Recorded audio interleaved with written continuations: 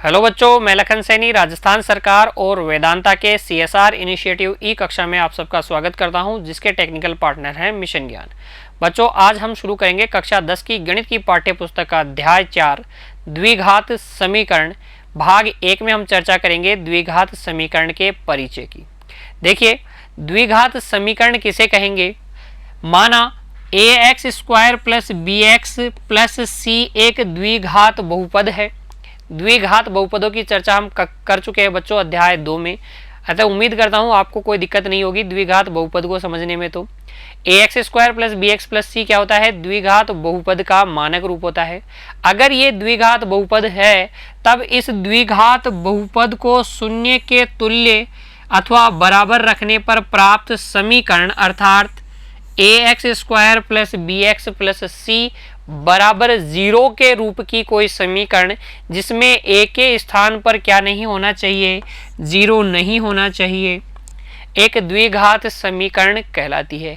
ये a, b और c क्या है? द्विघात समीकरण के गुणांक हैं, वास्तविक संख्याएं हैं बच्चों। आइए कुछ ऐसी स्थितियों की चर्चा करते हैं जिसमें हमें द्विघात समीकरण प्राप्त होती है। देखिए, हमारी पाठ्य पुस्तक का उदाहरण संख्या 1, निम्न स्थितियों को गणितीय रूप में व्यक्त कीजिए। कुछ स्थितियां हैं जिनको हमें गणितीय रूप में व्यक्त करना है। देखिए, स्थिति 1 क्या है? जॉन और जीवंती दोनों के पास कुल मिलाकर 45 कंचे हैं। तो देखिए, दो लोग हैं, एक है जॉन और एक है जीवंती। इन दोनों के पास मिलाकर कितने हैं? 45 कंचे हैं। 45 कंचे हैं। अब अगर जॉन के पास आप मानते हैं x कंचे जॉन के पास हैं, तो 45 माइनस x कंचे किसके पास होंगे? जीवंती के पास। ठीक है, जैसे जॉन के पास अगर 10 कंचे हैं तो बचे हुए 35 कंचे किसके पास होंगे? जीवंती के पास, तभी तो कुल मिलाकर 45 रहे होंगे ना। तो अगर एक के पास x है तो दूसरे के पास क्या होंगे? 45 माइनस x। इतना विचार करते हुए चलिए बच्चों, पहली लाइन से हम ये समझ सकते हैं, दोनों 5-5 कंचे खो देते हैं। अच्छा, जॉन के पास x कंचों में से 5 कंचे खो दिए तो अब बच गए x माइनस 5 कंचे। जीवंती ने भी 5 कंचे खो दिए तो इसमें से भी 5 घटा लीजिए, ये बच जाएगा 40 माइनस x कंचे। इसके पास बच गए कितने? 40 माइनस x कंचे। फिर आगे पढ़िए, अब उनके पास कंचों की संख्या का गुणनफल 124 है। ये जो बची हुई कंचों की संख्या है इनका गुणनफल कितना है? x माइनस 5 और 40 माइनस x का गुणनफल है 124। हम जानना चाहेंगे कि आरंभ में उनके पास कितने कितने कंचे थे। तो देखिए, ये आपके पास एक समीकरण प्राप्त हुई है। कैसी? देखेंगे, x को गुणा कीजिए 40 से तो 40x, x को गुणा कीजिए x से तो माइनस x², माइनस 5 को 40 से गुणा करेंगे तो माइनस का 200, माइनस 5 को माइनस x से गुणा करेंगे तो प्लस का 5x और बराबर में है 124। ये हो जाएगा, देखिए बच्चों, 40x और 5x 45x प्लस का माइनस x², ये 200 उधर जाके जुड़ जाएगा तो 324 हो जाएगा। और फाइनली हमारे पास एक समीकरण आ जाएगी x² माइनस 45x प्लस 324 बराबर 0। ये क्या इस रूप में है? ax² plus bx plus c बराबर 0 के रूप में है। बिल्कुल बच्चों, इसी रूप में है। देखिए, ax² plus bx plus c बराबर 0 के रूप में है। यहाँ एक ही जगह आपको दिखेगा, एक ही जगह एक a अर्थात x² का गुणांक, यहाँ 1 है वहाँ a है। b अर्थात x का गुणांक वो है माइनस 45 और c आपको दिख जाएगा 324। तो जो स्थिति आपको दी गई थी उसका हमने गणितीय निरूपण किया तो हमें क्या मिला? x² माइनस 45x प्लस 324 एक द्विघात समीकरण हमें मिल गई। अब अपनी कार्य पुस्तिका में ऐसा थोड़ी रिप्रेजेंटेशन करेंगे बच्चों, हम अच्छे से लिखेंगे ना। कैसे? आइए देखते हैं। सबसे पहले लिखेंगे हम हल में हम लिखेंगे माना जॉन के पास एक्स कंचे हैं तथा क्योंकि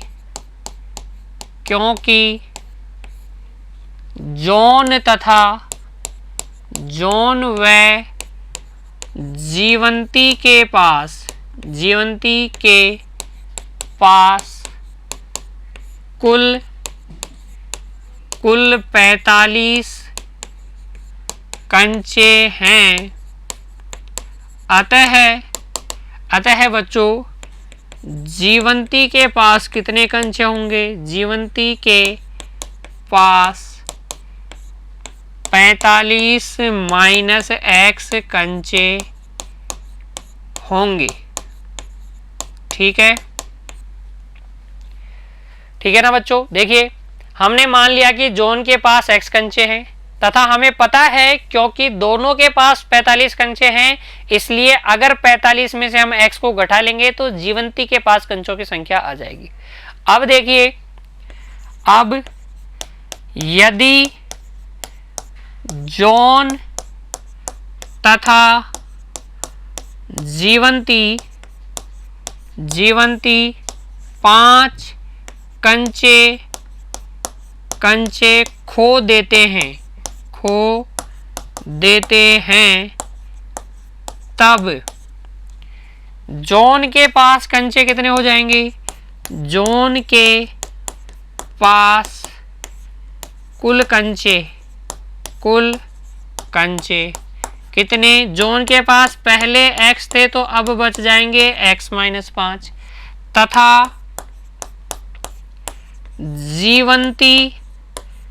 जीवंती के पास कुल कंचे वो हो जाएंगे 45 माइनस एक्स में से हम 5 घटा लेंगे अर्थात 40 माइनस एक्स, ये बच जाएंगे जीवंती के पास कंचे। फिर देखिए प्रश्नानुसार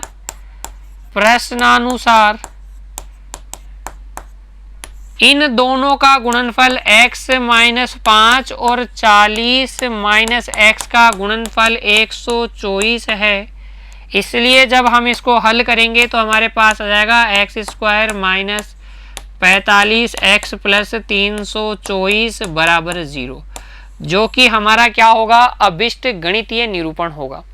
अब बच्चों इस प्रश्न में देखिए, अभी इस उदाहरण में आपको कहा गया है हम जानना चाहेंगे आरंभ में उनके पास कितने कितने कंचे थे। तो आरंभ में उनके पास कितने कंचे थे? x और 45 माइनस एक्स। ये कैसे ज्ञात करेंगे? जैसे जैसे हम अध्याय में आगे बढ़ेंगे बच्चों, मैं आपको द्विघात समीकरण को हल करने की 3 विधियों से परिचित करवाऊंगा। आप किसी भी एक विधि से इस द्विघात समीकरण को हल करके x का मान ज्ञात कर सकेंगे और उसके पश्चात हम जॉन और जीवंती के पास आरंभ में कितने कंचे थे यह भी ज्ञात कर पाएंगे। अभी के लिए हमें कहा गया था इसका क्या कीजिए? गणितीय रूप में व्यक्त कीजिए। तो इस प्रकार से आप गणितीय रूप में व्यक्त करेंगे, द्विघात समीकरण आपको मिल जाएगी। फिर देखिए स्थिति 2 पर भी विचार करते हैं। यहां पर दूसरी स्थिति में आपसे कहा गया है एक कुटीर उद्योग एक दिन में कुछ खिलौने निर्मित करता है। प्रत्येक खिलौने का मूल्य रुपए में 55 में से एक दिन में निर्माण किए गए खिलौनों की संख्या को घटाने से प्राप्त संख्या के बराबर है। किसी एक दिन कुल निर्माण लागत 750 थी। हम उस दिन निर्माण किए गए खिलौनों की संख्या ज्ञात करना चाहेंगे। इस स्थिति को भी आपको क्या करना है? गणितीय रूप में व्यक्त करना है। तो देखिए कैसे करेंगे। हल में हम सबसे पहले लिखेंगे माना कि जो कुटीर उद्योग है, कुटीर उद्योग में एक दिन में x एक्स खिलौनों का निर्माण किया जाता है। एक्स खिलौनों का क्या किया जाता है? निर्माण किया जाता है। फिर हमसे क्या कहा गया है? हमसे कहा गया है प्रत्येक खिलौने का मूल्य अर्थात एक खिलौने को बनाने में कितनी लागत आती है उसकी बात की जा रही है। 55 में से उस दिन निर्माण किए गए खिलौनों की संख्या को घटा लें। अतः बच्चों हम लिखेंगे प्रत्येक खिलौने की लागत, खिलौने का मूल्य या लागत 55 में से हम एक दिन में बनने वाले खिलौनों की संख्या को घटा लेंगे तो 55 माइनस एक्स हमारी क्या आ जाएगी? अभिष्ट लागत आ जाएगी। ठीक है, एक खिलौने की। अतः कुल लागत क्या हो जाएगी? कुल लागत हो जाएगी, एक खिलौने की लागत है 55 माइनस एक्स। कितने खिलौने हैं? एक्स खिलौने। तो और ये कुल लागत किसके बराबर आएगी? 750 के। किसके? 750 के। तो यहाँ से हमें एक समीकरण मिल जाएगी 55x माइनस एक्स स्क्वायर बराबर 750। सबको दूसरी तरफ लेके जाइए तो आपके पास आ जाएगा x square minus 55x plus 750 बराबर 0। ये हो जाएगा गणितीय निरूपण। अगेन हमें क्या मिल गई है? एक द्विघात समीकरण जिसमें a बराबर है 1, b बराबर है -55 और c बराबर है 750। ये a b c के मान हैं। हल करने की 3 विधियां हैं बच्चों, जिसकी चर्चा हम जैसे जैसे अध्याय में आगे बढ़ेंगे करेंगे। ठीक है, अभी के लिए गणितीय निरूपण आप सीखिए। प्रश्न को ध्यान से पढ़ना है। जो अज्ञात राशियां हैं उनको चर के रूप में मानना है। दूसरी अज्ञात जो राशि है वो आप जो शर्त दी गई है उसके आधार पर निकाल लेंगे। जैसे कि एक दिन में खिलौनों की संख्या मैंने क्या मानी है? एक्स।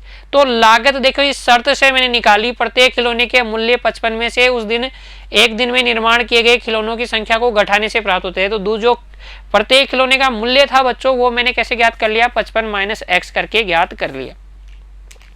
फिर प्रश्न में एक और शर्त दी गई है, उसमें हमने रख दिया लागत की शर्त। लागत कैसे निकालते हैं? एक खिलौने की लागत को कुल खिलौनों से गुणा कर लेंगे तो एक दिन की कुल लागत आ जाएगी जो कि किसके बराबर होगी? 750 के बराबर। वहां से आपको एक गणितीय संबंध मिल जाएगा, एक गणितीय निरूपण मिल जाएगा, द्विघात समीकरण बच्चों। ठीक है, अब बढ़ते हैं आगे, देखते हैं हमारी पाठ्यपुस्तक का उदाहरण संख्या 2। उदाहरण 2 देखिए बच्चों, इसमें हमसे कहा गया है जांच कीजिए कि निम्न द्विघात समीकरण है या नहीं। कुछ समीकरण दिए गए हैं, कुछ संबंध दिए गए हैं, उनके लिए आपको जांच करनी है कि ये द्विघात समीकरण है या नहीं। तो द्विघात समीकरण होने के लिए जरूरी है ax square plus bx plus c बराबर 0 से सकल मिलना a की जगह 0 नहीं होनी चाहिए। द्विघात समीकरण कब होगा? जब उस समीकरण की सकल मिलेगी ax square plus bx plus c बराबर 0 से। यहाँ पर जो समीकरण दी गई है पहली वाली उसको देखिए, हल में लिखेंगे पहले का हल। देखिए x माइनस 2 का होल स्क्वायर प्लस 1 बराबर 2x माइनस 3। तो जो भी ऑपरेशन आप हल कर सकते हैं, सोल्व कर सकते हैं, उसको सोल्व करके देखिए। यहाँ हम a माइनस बी का होल स्क्वायर जैसा कुछ देख रहे हैं। बताइए a माइनस बी का होल स्क्वायर क्या होता है? a square minus 2ab plus B square होता है कि नहीं? इसका प्रयोग करके हम x माइनस 2 के होल स्क्वायर को ओपन करेंगे तो यह आ जाएगा x स्क्वायर माइनस 2a की जगह x, b की जगह 2 प्लस बी स्क्वायर यानी कि 2 का स्क्वायर, ये प्लस का 1 अपनी जगह बराबर में 2x माइनस 3 अपनी जगह। ये हो जाएगा x स्क्वायर माइनस 4x, वो प्लस का 2x इधर आके माइनस का 2x प्लस का 4 प्लस का 1 प्लस का 3, ये माइनस का 3 इधर आके जुड़ जाएगा। तो यहाँ से आपको मिल जाएगा x square minus 6x plus 8 बराबर 0। तो क्या ये द्विघात समीकरण है? बिल्कुल है। इसकी शक्ल मिल रही है a x square plus b x plus c बराबर 0 से, जहां ए बी सी के मान बता दीजिए। ए का मान 1, बी का मान -6, सी का मान 8। ठीक है, क्योंकि लिखेंगे क्योंकि a x square minus 6x plus 8 बराबर 0 का रूप a x square plus b x plus c बराबर 0 के रूप का है। अतः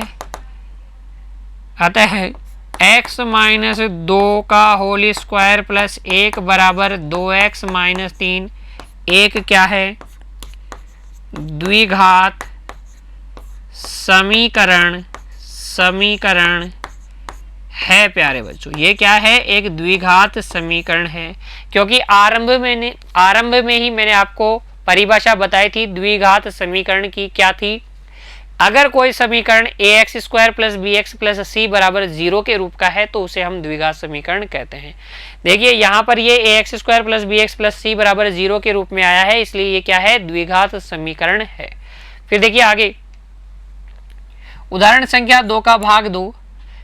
तो हल 2 देखिए, यहाँ पर जो समीकरण दी गई है वो है x गुणा x प्लस 1 प्लस 8 बराबर x प्लस 2 गुणा x माइनस 2।